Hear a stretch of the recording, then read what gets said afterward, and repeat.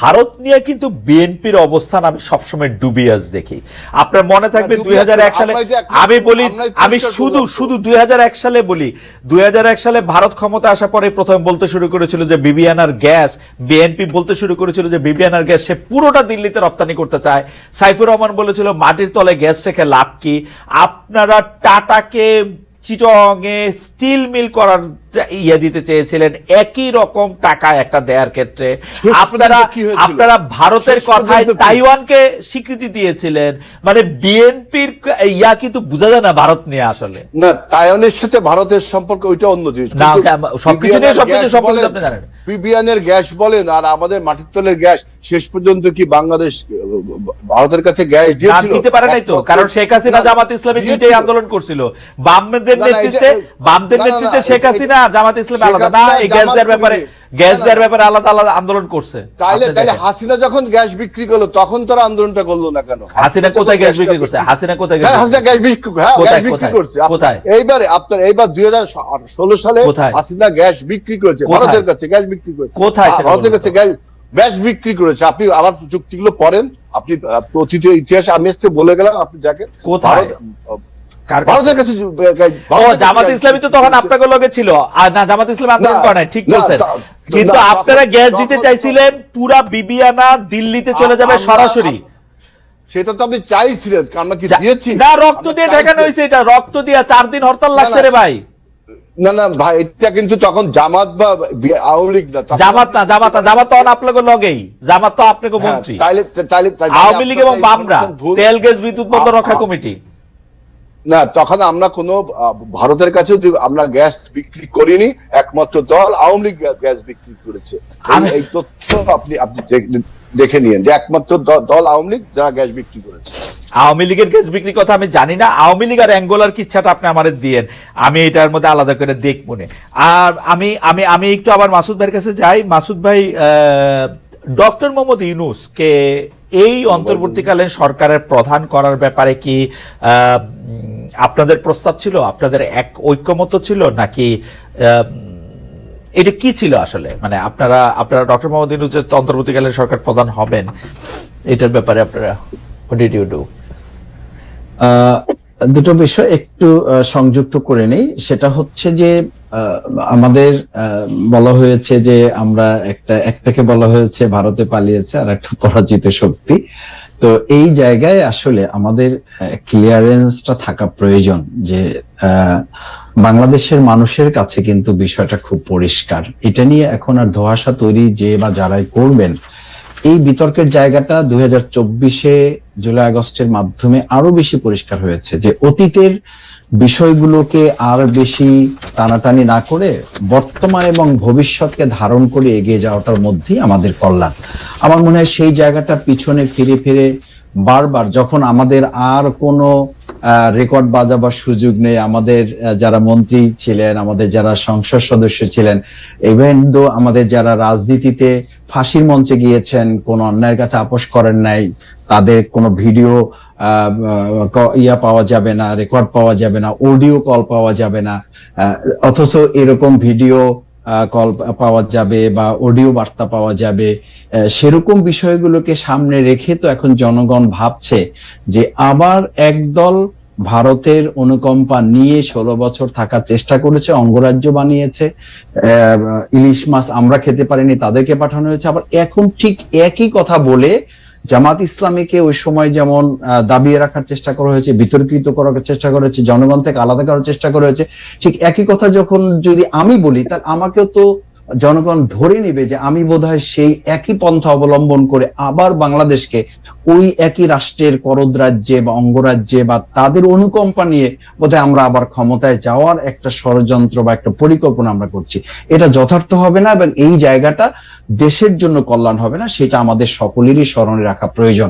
দ্বিতীয় হচ্ছে যে আমাদের শ্রদ্ধেয় প্রধান উপদেষ্টা, আমার একটু ছোট করে জানতে চাওয়া আছে, আপনাদের যে মানে করদ রাজ্যে পরিণত হওয়া আরেকটা দেশে, সেটা কি শুধু আওয়ামী লীগের এগেনস্টেই বলেন নাকি বিএনপির এগেনস্টেও বলেন? বিএনপিও ক্ষমতায় আসলে করদ রাজ্যই হয়।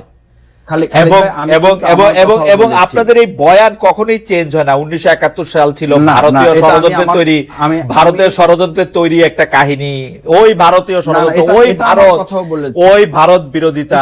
আপনারা এটা পপুলিস্ট জায়গা থেকে এই ব্যাপারটা বলতেই থাকেন এবং না, এটা ঠিকই আছে, এটা বলতে হবে আমাদের, এবং এইটা করে কিন্তু আপনারা মুক্তিযুদ্ধের বিতর্কিত করেন, কিন্তু আপনারা কিন্তু প্রতি মুহূর্তে মুক্তিযুদ্ধকে ছোট করেন, প্রতি মুহূর্তে 1971 সালকে অস্বীকার করেন, প্রতিটা মুহূর্তে আপনারা করতে থাকেন। এটা তো সত্য ঘটনা, এটা তো সত্য, এবং আপনাদের সত্য আর অন্য সত্য তো আলাদা হইতে পারে। না, এটা আলাদা সত্য না, আলাদা সত্য না। এই সত্যটা আমাদের মেজর জলিল উনিও বলে গেছেন। এখন দেখেন, মতিউর রহমান রেন্টুর লেখা একসময় পড়া হতো না, এখন তো সবাই পড়ছেন, জানছেন। কর্নেল রশিদ সাহেবের লাইফটাকে যদি ধারণ করা যায়, তাহলে ইতিহাসের যে অংশগুলো তিনি তুলে ধরেছেন, এগুলোকে তো কেউ চ্যালেঞ্জ করছে না। আমি হাইডসাইড একটা কথা বলি, মানে 1971 সালে যদি জামায়াতের অবস্থা, মানে জামায়াত যেটা চাইছিল সেটা যদি সফল হইতো, তাহলে কি হইতো আসলে? মানে ভারত এই ষড়যন্ত্র করে আর কিছু করতো, আর তোরা বাংলাদেশ স্বাধীন হতো না? এই তো স্বাধীন হতো, বাংলাদেশ স্বাধীন হতো, বাংলাদেশ ভারতের সাহায্য ছাড়াও স্বাধীন হতো, ভারতের স্বাধীনতা ছাড়াও স্বাধীন হতো। অবশ্যই স্বাধীন হতো, অবশ্যই স্বাধীন হতো। এই দেশ স্বাধীন হয়েছে না ভারতের বিরুদ্ধে লড়াই করে। আমি বলেছি 2024 আমাদের যে ছেলেরা, জনতা, ছাত্র, শিক্ষার্থী, মা বোনেরা এই আধিপত্যবাদ, মানে আপনারা এই কথাটা রাজনৈতিক বক্তৃতায় বলেন, ঠিক আছে মাসুদ ভাই, আপনি যদি এখন 2024 বলেন যে ভারত থেকে স্বাধীন হয়েছে বাংলাদেশ, আমরা খুব সিনসিয়ারলি বলি, এটা আমরা খুব সিনসিয়ারলি ভারত থেকে স্বাধীন হয়েছে বাংলাদেশ। এবং এদেশে আমাদের দেখেন, ঢাকা বিশ্ববিদ্যালয়ে কি স্লোগান হয়েছিল? দিল্লি না ঢাকা। কেন এই স্লোগান হয়েছিল? এই স্লোগান আপনারা দিচ্ছেন রে ভাই, এই স্লোগান আপনারা দিচ্ছেন। দিল্লি না ঢাকা স্লোগান ছিল না এখানের মধ্যে। দিল্লি না স্লোগান আপনাদের পুশ করা স্লোগান। এই স্লোগানের মধ্যে কোটানা মেধা ছিল, এই স্লোগানের মধ্যে হাসিনার পতন ছিল, এইটার মধ্যে থেকে আমাদের ভোট দেওয়ার কথা ছিল, অনেক কিছু ছিল। আপনারা দিল্লি না ঢাকা এই বয়ান আপনারা সামনে আনতেছেন, কারণ হচ্ছে যে আপনারা এইটাই মনে করেন, আপনি মনে করেন যে বাংলাদেশ স্বাধীন হওয়া ভুল হয়েছে, আপনি মনে করেন বাংলাদেশ স্বাধীন হইতে পারলে ভালো হতো। স্বাধীন হওয়া ভুল। 71 পজিশন আপনি চেঞ্জ করেন না রে ভাই, 71 পজিশনেই আছেন, আপনি পজিশনেই আছেন, আপনি পড়েন সংগ্রাম ইত্তেফাকে আপনাদের বক্তব্য যেটা ছাপা হয়েছে ওইটাতেই আছেন আপনারা। হ্যাঁ, পড়েছি যে ওখানে আমাদের অ্যাবসলিউটলি ওই জায়গার মধ্যেই আছে। এরকম ষড়যন্ত্রমূলক একটা স্বাধীনতা আমাদের দেশের মানুষের প্রয়োজন ছিল না, সেই প্রয়োজন এখনো নাই। এটা আমরা তখন বুঝেছি, আর এটা অনেকের বুঝতে 53 বছর লেগেছে খালিদ ভাই, 53 বছর লেগেছে।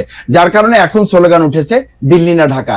আমাদের এই যে দেখেন 2010 যখন আমাদের নেতৃবৃন্দকে গ্রেপ্তার করা হয় তো একদম সিলে একটা ম্যাটার। কেন? টিপাই মুখবাদের বিরুদ্ধে আমাদের লোকেরা, আমাদের নেতৃবৃন্দ তখন আওয়াজ তুলেছিল, বিভাগে প্রোগ্রাম করেছিল। ঠিক একইভাবে এই জন্য আমি মনে করি যে আমাদের ভারত ইস্যুটা আপনি কখনোই এটা সাইড করতে পারবেন না, এই জন্য যে হয় তাদের বন্ধু হতে হবে, না হলে তাদেরকে শত্রুতামূলক যে আচরণ তাদের, এটা ঠিক করে তো আপনাকে এটা ফেস করার জন্য আপনাকে এই দেশের জনগণকে তো প্রস্তুত রাখতে হবে। এটা হয়েছে না।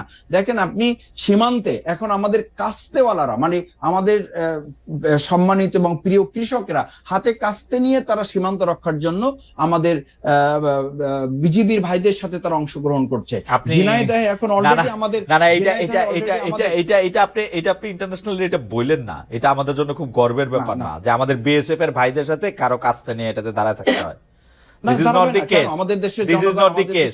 আমাদের দেশের আমি আপনাকে বলি, আমি বাংলাদেশের সাবেক পররাষ্ট্রমন্ত্রীর ইন্টারভিউ করছিলাম সেই সময়, বাংলাদেশের আওয়ামী লীগের আমলে এই মোমেন সাহেব ছিল, আওয়ামী লীগের আমলের থেকে ঢুকে ডয়েচে ওয়েলের হয়ে তো কি 2 জনকে মেরে ফেলছে নাকি 1 জনকে মেরে ফেলছে। আমাদের পররাষ্ট্রমন্ত্রী বলছিল ওরা বাহাদুরি দেখাইতে আসছিল, ওদেরকে দেখাই দিছি। দিস ইজ নট দি, মানে এটা তো কূটনীতিক কথা হইতে পারে না।